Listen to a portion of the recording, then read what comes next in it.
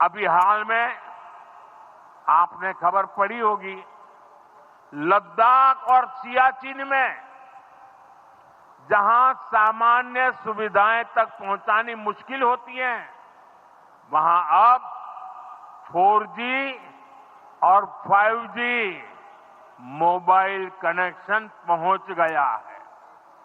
ये दिखाता है कि आज देश की प्राथमिकता क्या है।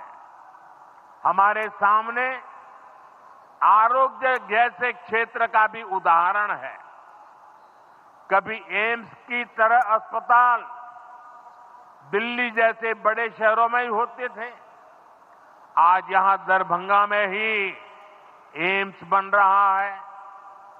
बीते 10 सालों में देश में मेडिकल कॉलेज की संख्या करीब करीब 2 गुनी हो चुकी है। यहां झंझारपुर में भी नया मेडिकल कॉलेज बन रहा है। साथियों, गांवों में भी अच्छे अस्पताल बने, इसके लिए देश भर में 1.5 लाख से ज्यादा आयुष्मान आरोग्य मंदिर बनाए गए हैं। बिहार में ऐसे 10,000 से अधिक आयुष्मान आरोग्य मंदिर बने हैं। इसी तरह जन औषधि केंद्र गरीब और मिडिल क्लास के लिए बहुत बड़ी राहत बन चुके हैं। यहां 80% डिस्काउंट पर सस्ती दवाएं मिलती हैं। बिहार में 800 से ज्यादा जन औषधि केंद्र बनवाए गए हैं। इससे बिहार के लोगों का 2,000 करोड़ रुपया दवाई पर होने वाला खर्च बचा है। आयुष्मान भारत योजना के तहत भी बिहार में लाखों परिवारों का मुफ्त इलाज हो चुका है। इससे इन परिवारों को हजारों करोड़ रुपयों की बचत हुई है। साथियों, आज भारत रेल, रोड, एयरपोर्ट जैसे इंफ्रास्ट्रक्चर से भी बहुत तेज गति से जुड़ रहा है। पटना में मेट्रो का काम चल रहा है। देश के 2 दर्जन से अधिक शहर मेट्रो सुविधा से जुड़े हैं। आज पटना से जयनगर के बीच नमो भारत रैपिड रेल की शुरुआत भी हुई है। इससे पटना से जयनगर के बीच का सफर बहुत कम समय में पूरा हो जाएगा। समस्तीपुर, दरभंगा, मधुबनी और बेगूसराय के लाखों लोगों को नमो भारत रैपिड रेल से मदद मिलेगी। साथियों, आज यहां अनेक नई रेलवे लाइनों का उद्घाटन और लोकार्पण हुआ है। सहरा से मुंबई तक आधुनिक अमृत भारत ट्रेन शुरू होने से हमारे श्रमिक परिवारों को बहुत सुविधा होगी। हमारी सरकार मधुबनी और झंझारपुर से ऐसे बिहार के दर्जनों रेलवे स्टेशनों को भी आधुनिक बना रही है। दरभंगा एयरपोर्ट से मिथिला की बिहार की एयर कनेक्टिविटी बेहतर हुई है। फूड प्रोसेसिंग से जुड़े छोटे उद्यम लगाने में और मदद मिलेगी। साथियों, खेती के साथ साथ मछली उत्पादन में भी बिहार निरंतर आगे बढ़ रहा है। हमारे मछुआरे साथी अब किसान क्रेडिट कार्ड की सुविधा का लाभ ले पा रहे हैं। इससे मछली के काम में जुटे अनेक परिवारों को लाभ हुआ है। पीएम मत्स्य संपदा योजना के तहत भी बिहार में सैकड़ों करोड़ रुपए के काम हुए हैं। साथियों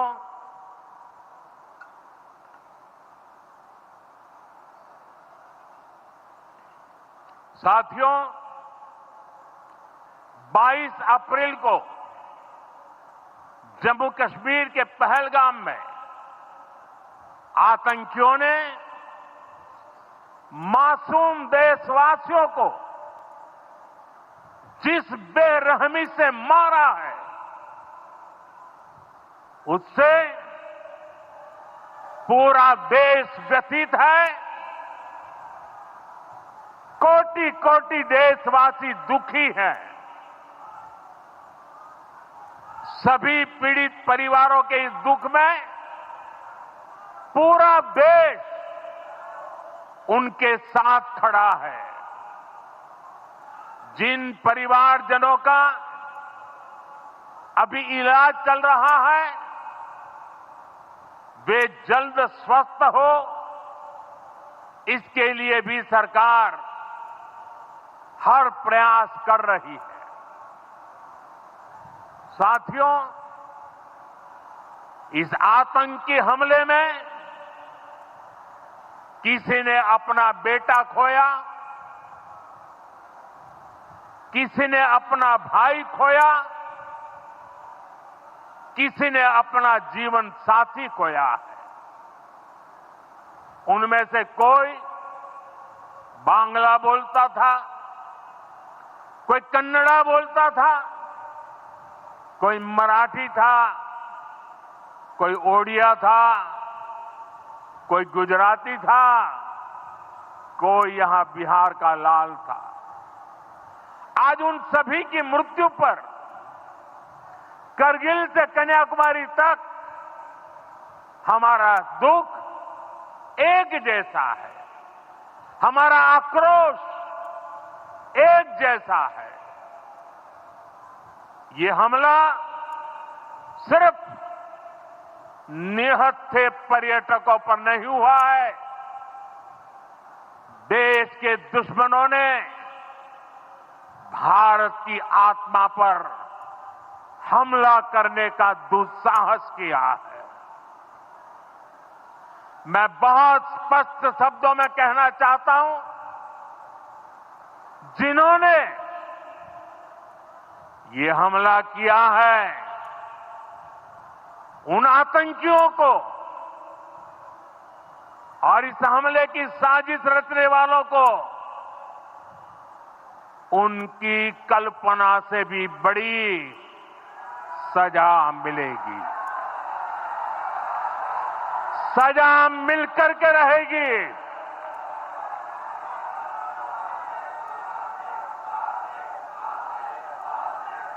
अब आतंकियों की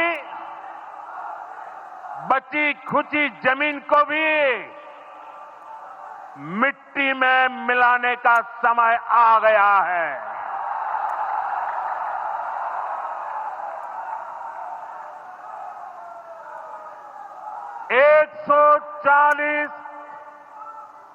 140 करोड़ भारतीयों की इच्छा शक्ति अब आतंकी आकाओं की कमर तोड़ कर रहेगी।